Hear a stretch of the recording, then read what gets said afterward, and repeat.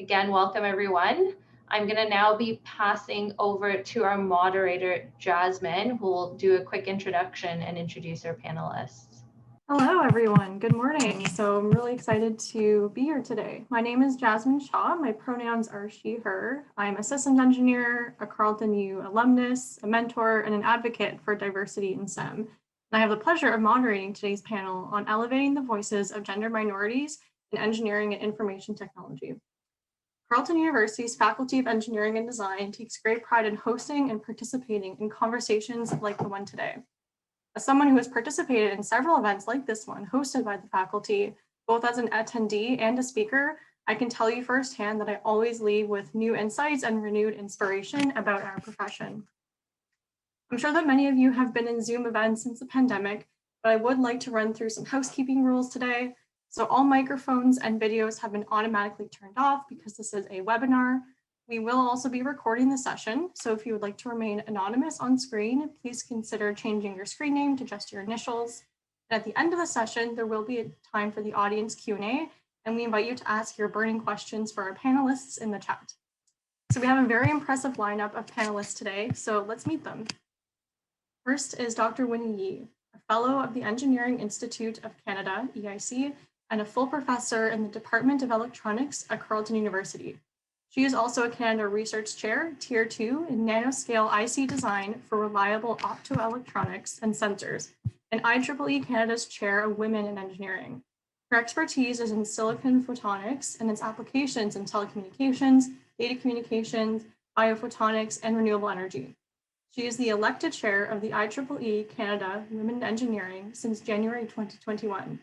She is also the new chair of the Photonics and Optoelectronics Technical Division of the Optical Society in 2021. Next up is Dr. Karen Taylor. After 7 years as a professional engineer in the oil and gas industry in Calgary, Alberta, she completed her PhD in 2018 at the University of Ottawa, studying the influence of decoupling structures in helmet liners to reduce maximum principal brain tissue strain for head impacts. Upon completion of her PhD, she joined the Department of Mechanical and Aerospace Engineering at Carleton. Dr. Taylor previously completed a Master of Applied Science and Bachelor of Applied Science in Mechanical Engineering at the University of Ottawa, as well as a Bachelor of Science in Exercise Science Athletic Therapy from Concordia University. Eli Goddard is a fourth-year biomedical and mechanical engineering student. They grew up in Thunder Bay, Ontario, and currently serve as president of the Carleton University Engineers Society. Lastly, Madeleine Ruth Bartley is in her fourth year of biomedical and mechanical engineering. At Carleton, she's an active member of the engineering community and works with the engineering outreach team. She has been involved with the Carleton University Biomedical Engineering Society as the VP Social, and is currently the VP Engineering for the Carleton University Women in Science and Engineering Society. Madeleine also enjoys playing on intramural sports teams and is currently the project coordinator for her capstone project. So thank you so much to our panelists for being with us today. And I'm so excited to learn from each of you, and I know that our attendees will have a lot to learn as well. So our discussion today has been divided into 3 themes. And the first theme that I would like the panel to reflect on is equity, diversity, and inclusion at Carleton. So everyone's university journey is different, and our diversity of lived experiences, backgrounds, and identities at Carleton are really what shape the community and make it so special. So I'd like to discuss the importance of equity, diversity, and inclusion on campus, as well as specifically in engineering and information technology and design, and what it means to you. So Eli, would you like to share your thoughts first, please, and then followed by Dr. Ieee? Hi, everyone. So to start out, speaking as a student and as somebody who hopes to be an engineer, I believe that equity of access is a moral imperative.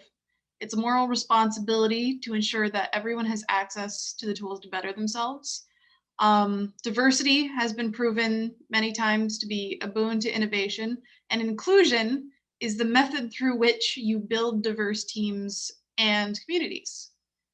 However, speaking as a genderqueer person, the value of equity, diversity, and inclusion is fundamentally a measure of, will this institution respect my existence and personhood? And I've been extremely lucky within the Carleton community to be surrounded by people who respect me. And I think this is because of the diversity of the community. Having so many unique voices opens people up to accepting things outside their worldview. And I mean, yeah, and personally, like, genderqueer is not something that a lot of people have come across in the past. And so just the act of being open to new things is so much of a boon to me and how I interact with people around me, just because, you know, they may never have met somebody who's like me before. I think most people, especially like growing up in high school, they live in a bubble, a little bubble. And that's okay. There's nothing wrong with that. But popping the bubble and opening yourself up to the rest of the world, it's part of growing up. It's part of becoming an adult. And it's definitely something I've benefited from. Absolutely. University is a time to pop that bubble and realize that your experiences are not the only experiences of everyone. So thank you for those insights. Winnie, would you like to go next? So as a faculty member, I guess I have a slightly different angle to see as Ieee. I think I've been working for Carlton since 2009. So it's been a very long time, I guess.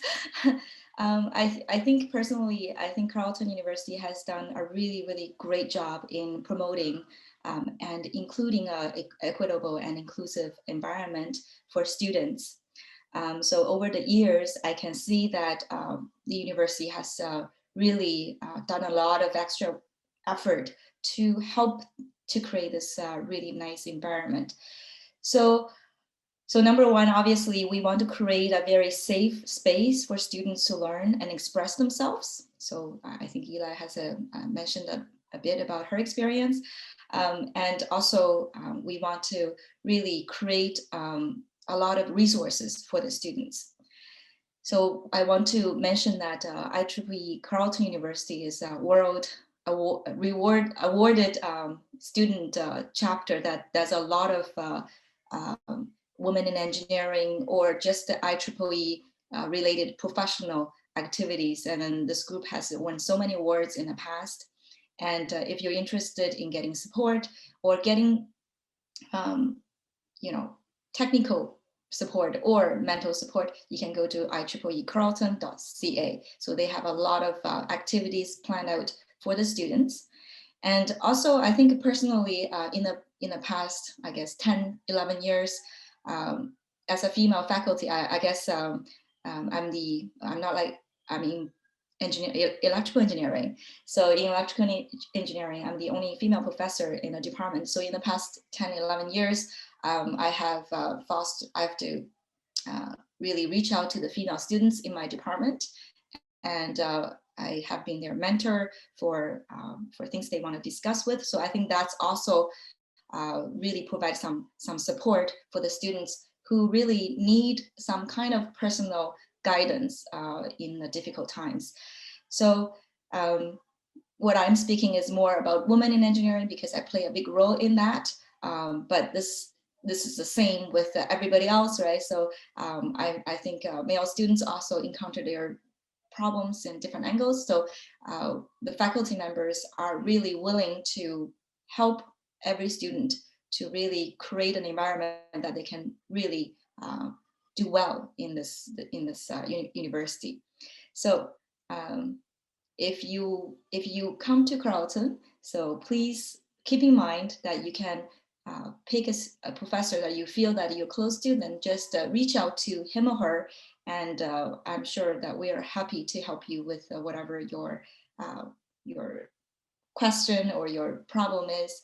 And on top of that, there are many professional development events that are hosted by the faculty across the university. So you can also check out those activities as well. So these are my kind of 2 cents. Thank you, Winnie, for sharing your perspective from the faculty point of view. So I would like to ask the other two panelists to take a different perspective and talk about the role that you see allyship playing in creating a diverse and inclusive space at Carleton. So we'll hear from Karen first, and then Madeleine, please. There we go. Good morning, everyone. I think as a faculty member, one of our main roles is really to just encourage and nurture inclusivity, and that goes both inside and outside of the classroom. And what we really want to make sure is that we're creating an environment that is conducive to learning. And I believe that for students to feel inclusive and have an environment that they feel comfortable learning, they need to feel safe, comfortable, and that will help them to thrive, to learn. I know that with this current online situation, that's actually a little bit more tricky. So really what we just try to do is ensure that particularly in the class environment, if we're doing a live session, people's questions and chats are kept, into an inclusive environment. So everybody, like I say, does feel safe. So a lot of that is just monitoring the chat, making sure that students, as well as teachers, TAs, are all really respecting each other's boundaries and each other's thoughts, processes, and views. Thanks, Karen, for those insights. Absolutely, the role of faculty in creating a safe place for students is so critical to their development as a professional. Madeleine, would you like to go next, please? Yeah, hi everyone. So I definitely agree with what Karen was saying. From my point of view, I also think it's important to realize that it's not just the responsibility of gender minorities to support each other, but I think that the big difference will come from allies like men, the faculty, and larger organizations in general to actively create an inclusive environment. So, for example, obviously women are still underrepresented in engineering. And not only is it the job of allies to highlight this, but to also put those words into action and develop programs that will support and encourage more women to pursue STEM. And I think that goes beyond like just the faculty as well. So I think part of this could be by like hiring more female engineering professors at Carleton, or bringing in more women engineers or alumni to talk about their careers and experiences. I think so far Carleton has done a very good job at this by hosting events, just like this one, or developing the Carleton EDI action plan. But I believe there's still a lot more work that we can do as a group. So, for example, as part of the Women in Science and Engineering Society, one of our main duties is to highlight these leading ladies in engineering. And, while I think it is very important to help inspire other girls and women in engineering, I think it shouldn't just be up to women to take this initiative. I believe that this kind of support should be coming from all gender identities, societies, and organizations as well. So it's also important to foster that allyship from both sides of the spectrum. So for example, the Y Society has opened up all their workshops to everyone to really encourage that allyship and inclusivity, not just open to women. And so I think another important step is to take for universities and organizations in general is to create more scholarships for women as well. Whether it's to enter undergraduate studies or exit scholarships to pursue postgraduate studies as well. So whatever it is, I think that could be a big factor as well. And I believe that could really help encourage more women to pursue engineering and ultimately create a more diverse environment for everyone.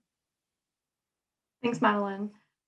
Yes, the work that organizations like CUIs are doing are imperative to advancing diversity in Carleton, and it's also imperative that we focus on the gender spectrum and not just focusing on women identifying individuals. So I think that's a renewed focus for clubs on campus as well.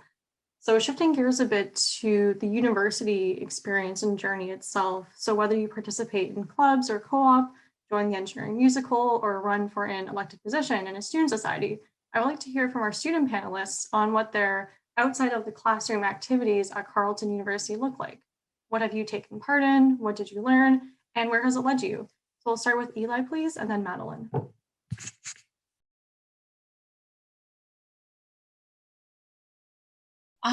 Well, definitely outside of the classroom. I mean, that's everyone's favorite place to be. I've definitely, the engineering community at Carleton, I cannot recommend it more. It's absolutely a fantastic group of people, and I've been fairly active in the community. Definitely, you know, first and foremost, I'm currently acting as the president of Carleton University Queers, and I've found that to be a really worthwhile and rewarding position. Just, I mean, particularly this year, we've managed to keep our engagement, and actually, I'm pretty sure we have a larger membership this year than we have in the past, which is it's a big win for us, because just in general engagement's been down throughout societies.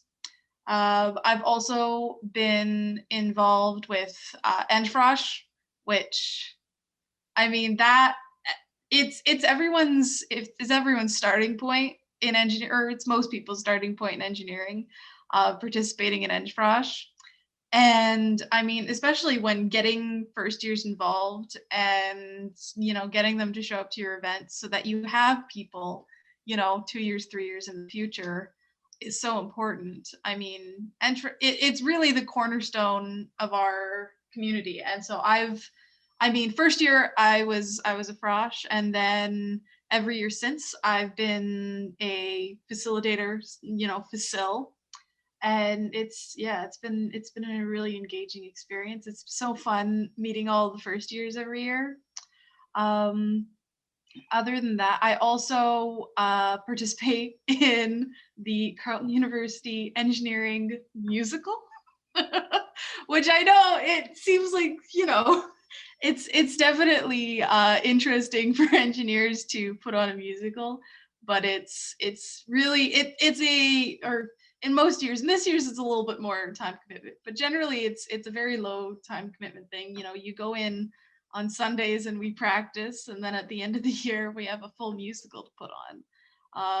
So it's a really fun thing to do. But yeah, it's it's definitely an experience. I've made a lot of friends that way. And probably the last major thing that I've volunteered with is Leonardo's Lounge, which is on campus.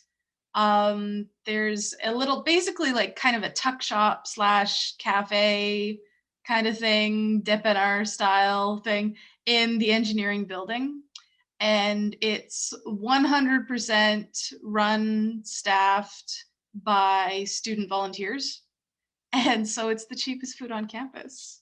And it's also definitely, you know, it's a center spot for the community, and it's a place where, you know, people gather and, you know, you meet with your friends and stuff. And so I found, you know, just giving back by volunteering in all these things, I find is really important, because the community has given me so much.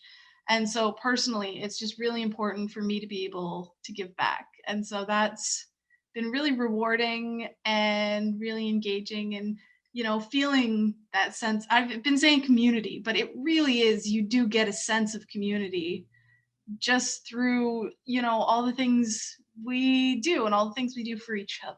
It's really fantastic.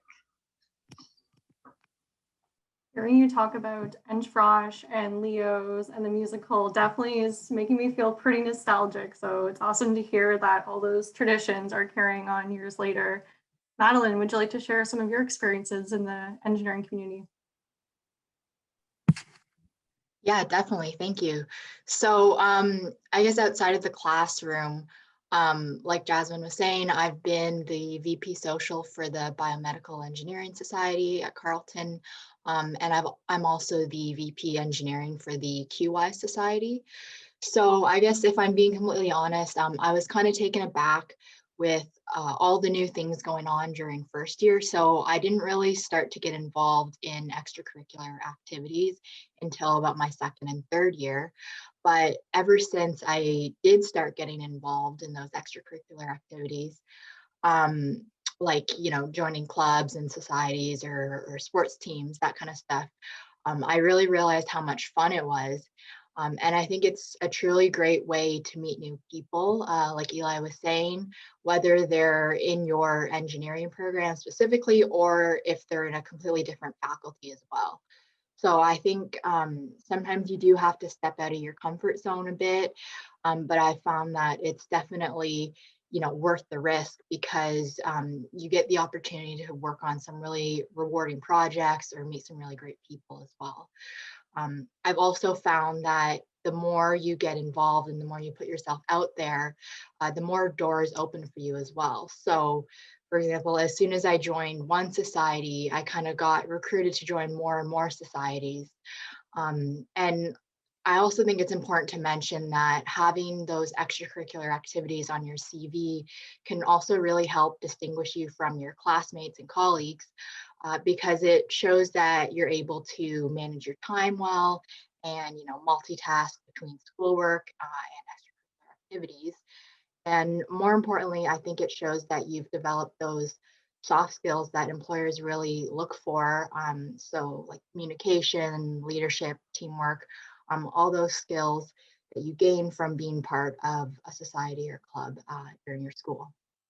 Thanks, Madeleine. I absolutely resonate with that kind of initial anxiety when you start university and seeing how much opportunity there is to get involved and needing to step outside of your comfort zone. As someone who was very shy in high school and didn't get involved in anything, to being the president of the Engineering Society, I went through a similar journey to you, where I learned how valuable that these extracurriculars were, and even today, some of the opportunities that they have afforded me. So thank you for sharing. So the third and final topic today is seeking and receiving support, which I think we can all agree is more important now than ever, especially during COVID times. So I would like to talk specifically about building peer relationships with fellow students, mentorship from professors, and other support resources available on campus. Winnie, would you like to please share your advice to students for making connections and how students at Carleton can seek and receive support? Absolutely. Thank you, Jasmine. So you have heard from Ieee and Madeleine about the clubs and societies they're involved with. Those are great. I think developing a good support system during your first year of engineering is super important, as there's a steep learning curve for you. So I definitely would highly recommend you to join a club or society. There are over 250 active clubs and societies at Carleton, and over a dozen engineering specific ones. So you heard the Andrew Careers and CU Wise. Those are excellent student run groups. And as the faculty advisor for the Ieee Carleton University branch, as I mentioned at the very beginning, I'm actually the faculty advisor for this world-renowned student groups. So they've done so many wonderful activities, and in particular, they have a Ieee Women in Engineering group who's really doing active jobs in promoting this, and also making technical workshops, and something like how to prepare for your resume, how to prepare for an interview for your co-op jobs. So you definitely should check as soon as you come to Carleton, check their website and really join them and be part of them. And also students automatically, when they join Carleton University, the engineering faculty, they become a part of CSES, so the Engineering Society, from day one. So the society hosts social and networking event throughout the year.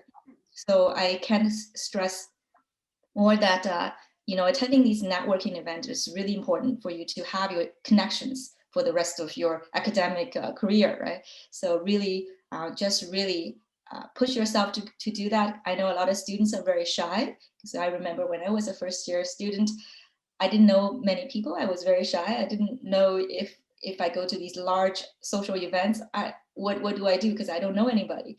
But once you really step yourself out of that comfort zone, you come to these events and then you see lots of really, really nice people. And then you become friends with them, and they can be like lifetime friends for you. And the other one is the Frosh. So this is the first social event that you start as a first-year engineer. So you should really try to participate in this great event. You can meet new and current students before you even start your first class. And some other personal ways to make connections, as I said, when I was a student, I joined a professional society as a student leader. So just to give you some really fun facts about that, I was in my first year master's degree, so this is a little bit down the road. I was a leader for one of the Carleton University professional society, and then within the year, they flew all the leaders from all universities across the world to San Diego, California, for a retreat. So to help to train your leadership skills and making connections.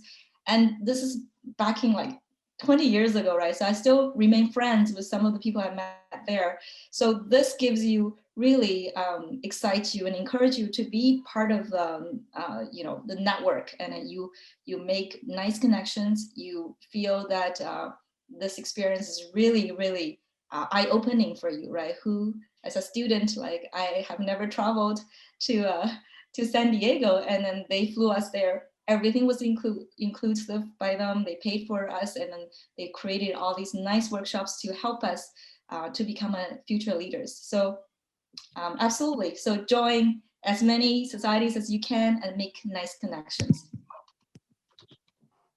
Thank you for your insights, Winnie. And I can personally attest to the value that participating in these clubs brings, and not just from a career development perspective, but also from providing that support network when you are going through tough times. Having friends who are in your community that you can lean on is so important, especially getting through the tough times that university can pose. Karen, would you like to share your insights on support networks within Carleton, please? Yes, definitely. Sorry, I was just responding to one of the questions on excuse me, on the Q&A. So yeah, so it's very important for prospective students and also any prospective staff members or faculty that might be out there too, to know that the Faculty of Engineering Design really does have a lot of dedicated both academic and student wellness support resources. I point this out because it's good for both students and faculty to know that both sides are being supported by the faculty. Sometimes students think that professors are stone and we're up for any kind of challenge, but that's not necessarily true. So we have our wellness and support resources as well, as do the students. And so some of them that are available to the student, we have a first-year advising program. We have a team that's called the E-Core support team, which is the engineering core first-year students. They're all of the courses that they take. We have what's called an L.C. McGill Learning Center. So it's on the 5th floor. It's a designated study space. And that's for all students, not just first years. And generally what we do is we hire upper year students, and they help or work as scholars to help younger or earlier year students with any of their homework, their problems, any of the academic type of support that they might need throughout their courses. Some of the courses also have designated times and scholars in the L.C. McGill Center at that time. We have a mentorship program for first year students. So if a student so requests, we can mentor or pair up a first year student with an upper year student that just can kind of guide them through Carleton, the way the courses, the academic stuff, as well as giving them these resources or where to find things like that. We have a Center for Student Academic Support, and that helps to with students who may be struggling. If they don't necessarily do well in a course, how can they improve, or how does it affect their academic standing? So we have that resource. We obviously have health and counseling services. We have a Center for Indigenous Initiatives, and we have a Paul Menton Center for students with disability. And this helps to provide students with additional accommodations when writing quizzes, assignments, things like that. We also have something that's called a student experience office. And that's a really important resource. And it's not just for the Faculty of Engineering Design, that's for students across campus. And it's a really good resource. It's run by students as well as staff, and it's really to promote students' experience on campus. I have had really good experience with them in that I became a team leader for a trip it was right before COVID hit, fortunately. We went to Costa Rica in February, and it was for students primarily. There were 10 students in this particular trip. And we were really going to Costa Rica, and we were looking at the differences in Indigenous lifestyles, Indigenous issues between Canada and Costa Rica. It actually turned out that the little village we went to was a matriarch society. So the women owned all the property, they owned all the land. If there was a divorce, it was the man that had to leave.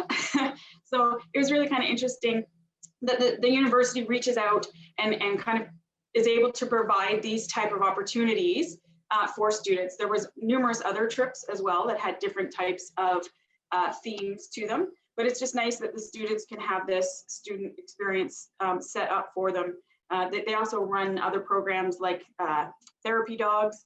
My dog Zoe was en route to become a therapy dog prior to COVID, but that's really when there's dogs on campus, and they're there so that if students are feeling lonely or they want to pet an animal, those animals are available. And again, that's run through the student experience office.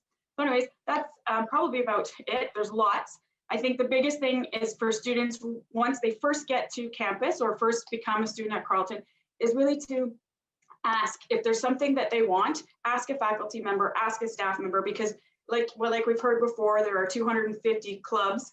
There's pretty much a club for anything. There's also so many resources available that you really just do have to ask, and there's a really good chance that we have that support system for you. Thanks, Karen. I think a good takeaway there is ask and you shall receive.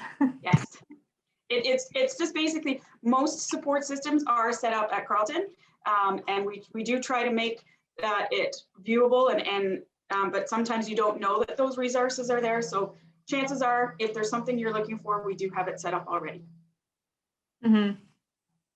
Looking back at my own time at Carleton as a student, and even now in my career as a professional, there were definitely moments when I felt that I was lacking confidence in my abilities, feeling that imposter syndrome. That's definitely a common thing that I've gone through. But I think we've all had some of these moments where we kind of doubt ourselves, and being able to recognize when they happen and step out of them and learn how to really manage and overcome that self-doubt can definitely be helpful for others who are going through this. So Madeleine, would you like to perhaps offer some of your insights on this topic? Yeah, thank you. So I definitely think that this is an important topic to talk about. So I think that at one point or another, everyone kind of loses a bit of confidence, and the only way to help others overcome this is to be open about it, so that it's not, this taboo topic. So for me personally, I can tend to get very serious about, getting good grades and studying a lot. So, usually as long as I try my hardest, it ends up working out. But, sometimes no matter how hard you try, there's just that one class that kind of sets you back a bit. And it happens to everyone, and it did happen to me. So, at one point, I was so focused on studying that I didn't really realize that I was overstressing myself. And that actually made me do a bit worse in school. So, once that happened, once I realized that, I had to take a step back and reevaluate. And I kind of figured, well, if I wasn't getting, the grade I really wanted to, no matter how hard I tried, then I might as well be spending some time on other things other than school. So that's exactly what I did. I started to get actively involved at school with extracurriculars. I met a bunch of new people, joined some intramural sports teams to get, that physical activity there. And I ended up having a lot more fun. So the ironic thing is that, all those things actually lowered my stress levels. And I ended up doing better in school after that because I was happier, I had a bigger support system, and I wasn't just focused on my grades, like with tunnel vision. So, I feel like we all feel vulnerable at some point, but it's important to remember that we can all kind of bounce back with the help of a good support system, and to realize that whatever did set you back is really just kind of a small obstacle in your path, and you'll learn from that and move on. So talking about support systems, I also think it's important to take advantage of all the resources available to students at Carleton. So for example, through the QWise society that I was talking about earlier, we launched a new mentorship program, which pairs first year female engineering students with upper year students in the same program. And this mentorship program can really help students both academically and socially. So, you know, there's also a lot of other resources available at Carleton for both academic and mental health and wellness aspects, like Karen was mentioning earlier. So I really think it's important to staying open and to seeking out the help that you need, and not being, you know, so shy or maybe embarrassed about it, because everyone struggles with this kind of stuff. So yeah, that's my 2 cents on it. Thanks, Madeleine. Eli, would you like to share your thoughts on this topic? I mean, definitely everything Maddie said is 100% true. But one thing I want to definitely underline is that everyone is struggling, and I do mean everyone. Engineering is a mountain, and we're all climbing it together. And you know, some spots are steeper than others. You know, we're all struggling different amounts at different things and at different times. And some people are really good at hiding that they're struggling, but we are, and we're all struggling together. And I think that's one of the things that makes such a tight-knit community, is kind of a shared sense of, you know, accomplishment, and, you know, we're taking these steps every single day. And it's, you know, when you have all these people to fall back on, you don't fall as far. I mean, I remember just, you know, when we were all on campus. Now it's all generally in Discord servers and all of that. But you know, walking into Leo's, walking into the Q office with a problem, and there'd be like 2 or 3 people in there who've already taken that class and who could help me solve it, you know? So it's, yeah, community is just it's so important.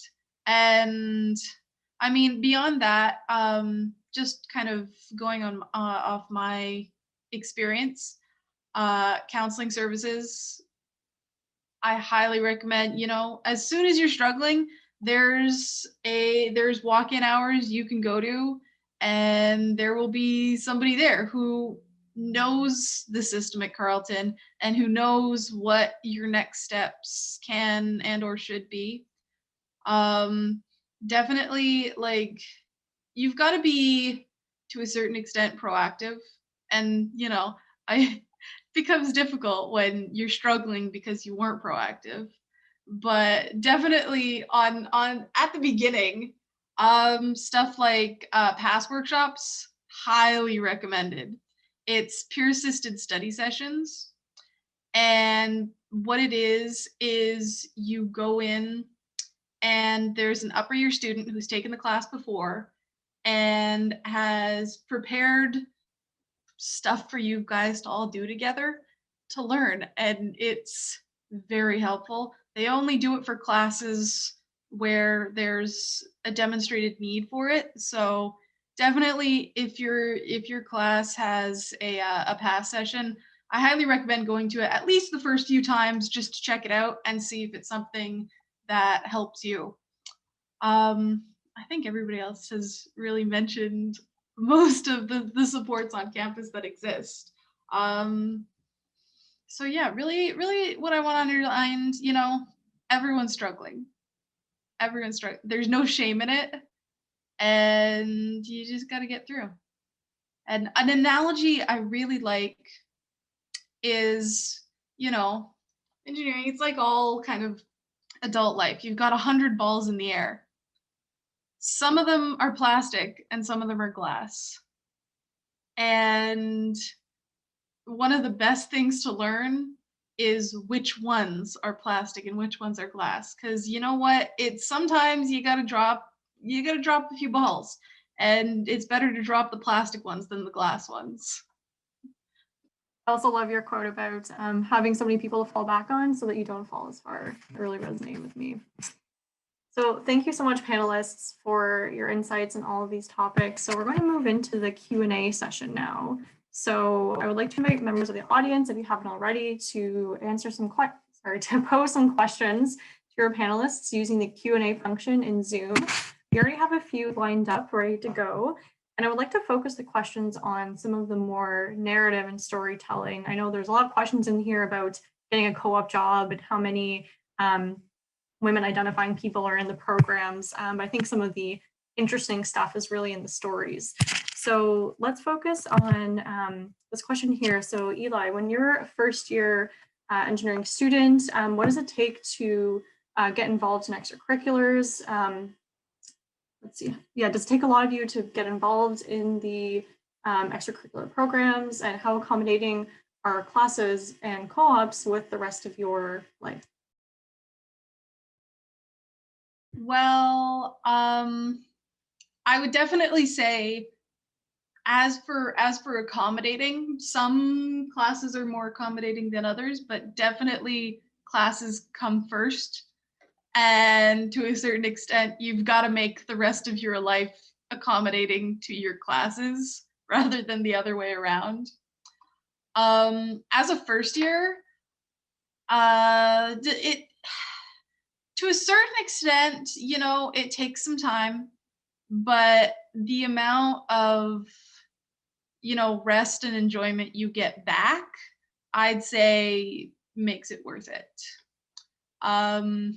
You know, and it depends on your schedule, on how you like to schedule yourself. Like, you know, for Q, there's, you know, we'll generally have one event a month, you know, and then as somebody who's on exec, we have weekly meetings that are like half an hour. So it's not a huge time sink.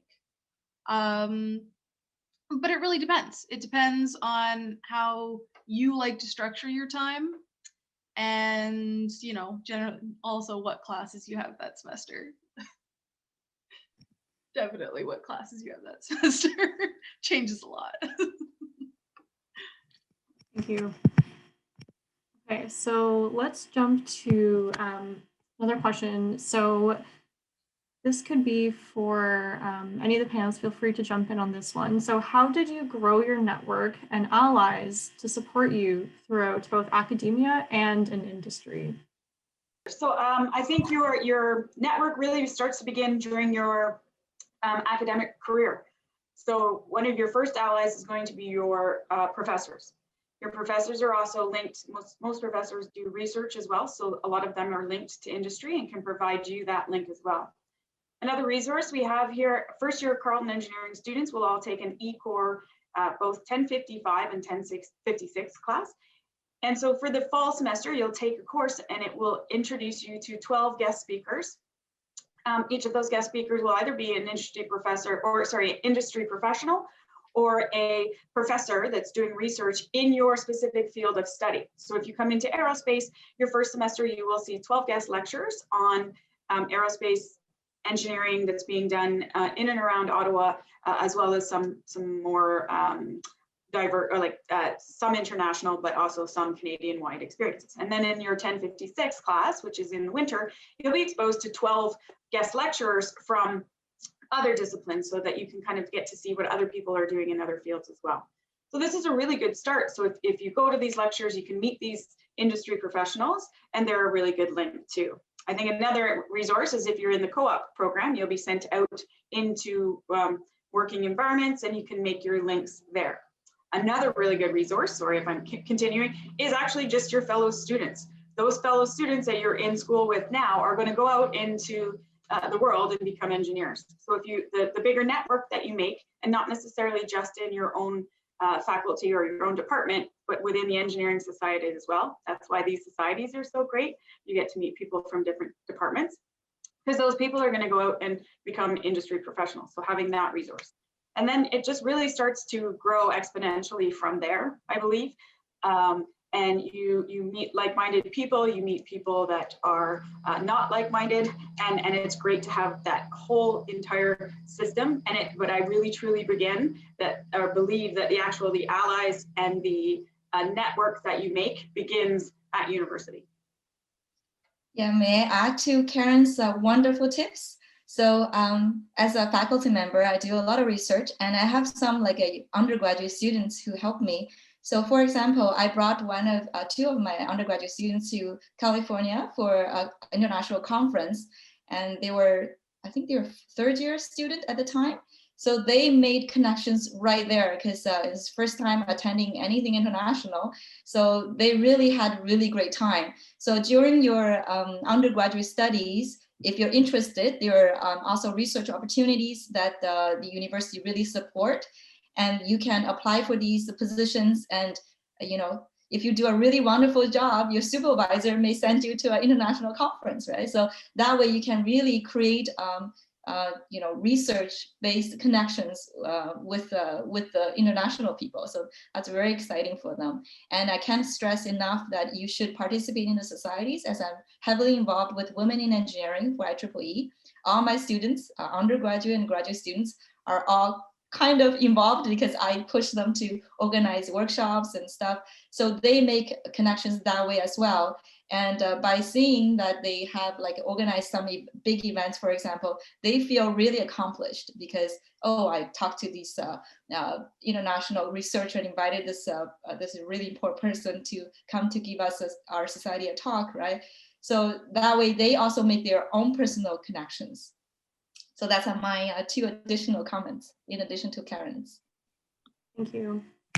The next question will be for Madeleine. So what are the tips that you wish you knew before starting your first year of engineering, whether academic or just university life in general? I guess the main advice I would give to someone entering first year engineering would be to work on your time management skills and to stay organized. So I think that's probably the most important thing, especially in a very intensive program like engineering. It's not just that the actual academics are hard, but it's mostly learning how to organize your time. And it's like Ieee was saying, being able to determine which balls are plastic and which are glass. Sometimes you have to prioritize, what you spend your time on. And so, yeah, it's really important just to, know what you have to do and stay organized. So for me, I always create these big to-do lists, and, checking them off every time you accomplish something is really helpful and helps you stay organized. So that's what helps me, at least. Thank you. Next one will be for Ieee. So can you talk about the initiatives and activities that ENGIqueers does? Yeah, for sure. So we have monthly events, as I said earlier. Some examples, we do a Secret Santa. In the winter, we do very, very meme-filled film festival. We've done paint night, and this year it was MS paint night, so very entertaining. We do a games night and lots of other stuff. As for initiatives, so we have it's still a fairly new position. It hasn't really been super fleshed out, but we have a VP awareness who's kind of in charge of our initiatives. In the past, we've partnered with a local Girl Guides troop, and some exec and some members have volunteered our time to do little STEM-based demonstrations and activities with them, which is it's really rewarding to kind of demonstrate that kind of stuff and it's not Girl Guides, it's Sparks, so it's the really little ones. Absolutely adorable. And yeah, we're definitely hoping to have more kind of awareness focused stuff in the years to come. It's just, you know, we have a slate of more kind of social activities that we definitely fall back on as kind of our base programming that we do every year. All right, we'll try to get through a couple more questions here. So one that I would like Winnie to answer is, how did you actually become the IEEE chair for women in engineering? Yeah, I think I answered this in the chat, but I guess for everyone, I can share that experience with you. So as an undergraduate student, I started to volunteer for the IEEE Society, the chapter in the student branch, Carleton University student branch. If you look at the chat, I put a link to where you can find the clubs and societies are. So after years of volunteering, obviously, and then I slowly get more and more involved with the women in engineering in particular, because the society is really big, right? You can really volunteer for any part of it. So, but I was particularly really supporting and helping activities in the women engineering. And so since 2011, I became the IEEE Women in Engineering Ottawa Section's chair. So this is a professional, like now graduate from a student, so this is a professional society. So after 8 years of volunteering, then I started to be more and more involved with the higher level of IEEE Women in Engineering. So this year I became the chair of the Women in Engineering for IEEE Canada. So I think this is all just years of volunteering experience, and I find it really rewarding. I know that some questions I saw from the Q&A is, how can you balance, like, you're so busy at school, right? You have lots of exams to write, you have a lot of homework. Yes, you're right. But if this is something where your passion is, you won't find it to be waste of your time. So you try to do these volunteering job because you love it, because you really feel that this is part of you. So you will find time. So I know everybody will agree. If you love something, you will always find time to do it. Yes, you're busy with school, but you will find time to do the other volunteering stuff that you're really have your heart on. So please do. So we're closing up on the hour here. So there's one question in the Q&A that I would like all of the panelists provide a quick fire answer to. So this question is, how do you handle negative experiences in your professional life? Do you rely on allies or education? So I know this is kind of has a negative connotation to it, but if we could maybe put a spin on it, and how do you get through challenges? How do you persevere and stay positive and inspire others? So we'll go through each of the panelists. If you could just share one quick tip for staying inspired and persevering through difficult times. So we'll start with Winnie, since you were just up. Sure. As a student, it was really hard to receive rejections. So for example, if I submitted a paper for publication, gets rejected because the reviewer think the work is not at the highest quality. To be honest, when I was a student, I cried because it's hard. I felt like I did a lot of good work, why people didn't recognize that. But after years of rejections, I don't cry anymore. And then I tell my students, don't feel so bad, because I see them acting like when I was a student, right? So when you receive rejections or when you failed on something, just don't feel discouraged, because you always have failure before you can succeed. So take that as a motivation for you to do better. It's my suggestion. I love that. Thank you. Karen, would you like to share your quick tip for staying inspired and persevering? Staying inspired. I just think you really need to have a good resource system set up for yourself. Being able to speak and discuss, if you're going through a negative experience, being able to speak that with somebody who can either emphasize or help you work your way through the problem or the situation, I think is really key. I think a lot of us, especially a lot of people who go into engineering, feel that we need to be stoic. We can solve all the world's problems. But we really need to kind of look inwards and make sure that we're feeling healthy and we're working through problems. And I think one of the best way to do that is not to keep it bottled up. If you're having issues, or talk to your support system, talk to people that are around you that can help you. And a lot of times I found my major negative issues they really do end up, if you talk it through, they don't seem like such a big deal after the fact. I mean, and it's easier to work it through with somebody. That's it. Absolutely, thank you. Eli? I want to say something a little different that I find, you know, just being able to stay in my head and stay inspired, that I like to do is having a project where I'm building something or doing something with my hands, and there's like a solid, you know, product after that I've created, I find is really vital to, you know, if I'm feeling down, just being able to go like, oh, you know, I'm gonna, you know, make some bread, or I'm gonna crochet something, and then at the end you have something to see for it, is really a powerful feeling, to just have a little thing that you just work on so that you can really create, you know? I love that.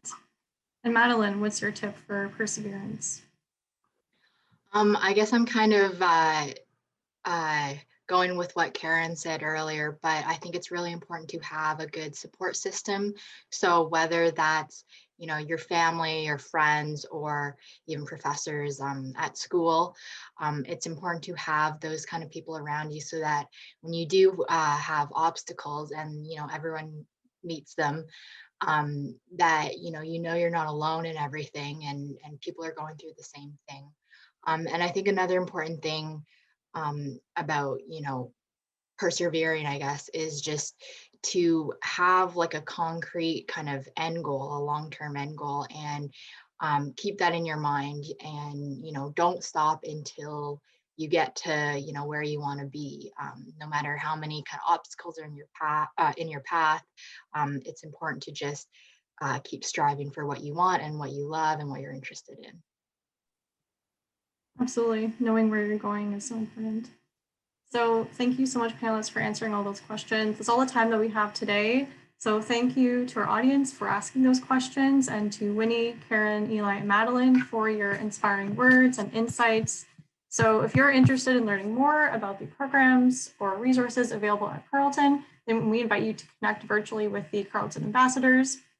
Their team runs almost daily sessions to be able to answer your questions, and more information is available on the slide here.